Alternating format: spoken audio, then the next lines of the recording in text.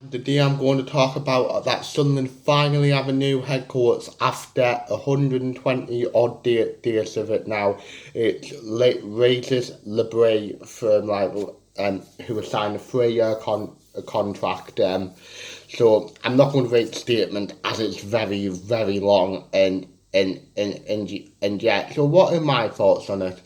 I'm going to be totally honest, up until a few days ago where we were linked with him, I didn't have a clue who he was. I didn't even know who he was, if I'm in total honesty. Then when you hear about it, you look at his record and look at what he's done in the game at Lens in France, that he only had a 30% win rate, and the fact that he got relegated last season is stuff that immediately brings red flags straight away if you get what I mean. But if you look, apparently there's mitigating circumstances and he was dealt a tough hand to why they got relegated. Apparently they sold three or four of their best players and made 60 million in terms of player sales and didn't replace them properly, which obviously doesn't help anyone in a situation like that. If you get me, you saw what us were like when we've lost Ahmad. If you get me, and Stuart when he was injured, we obviously went backwards as well. So yeah, obviously their fans seem to like to get rid of him. What you've got to realise, I do take that with a pinch of salt if I'm in total honesty, because look at what happened when we got rid of David Moyes. If you get me, we were delighted. He went to West Ham, got them in Europe, finished semi-finals of the Europa League, won the Conference League. So yeah, if you get me, we wouldn't have given him a good review. Moyes a good review either, if we're in total honesty. If you look at some of the reasons why we have probably looked at him and thought that he's a good fit for the job. If you look at his first season at Lens, because he's only been or Lons, however you pronounce them. If you look at his first season, he finished 10th and apparently played very good football, exciting football, counter-attacking football, what, as we saw under Tony Mowbray, suited our players that were had if you get what I mean. And it was only really when they've lost their key players and didn't replace them properly, where apparently that's led to their downfall, if you get what I mean. As well, apparently it's very good with younger players, and obviously that's something we like.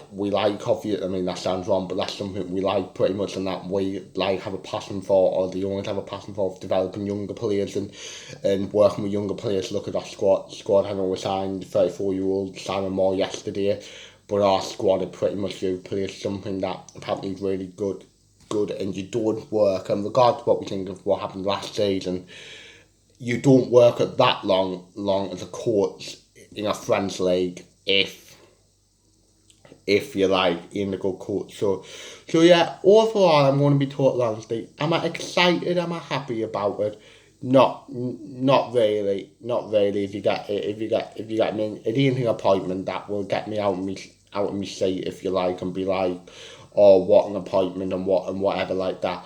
But I think this is what we have to do now, is just give him a chance. If you get me, it can't go like we did, like what happened with Michael Bale. We've got to get behind the guy, if you get me, and give him our full support, regardless of what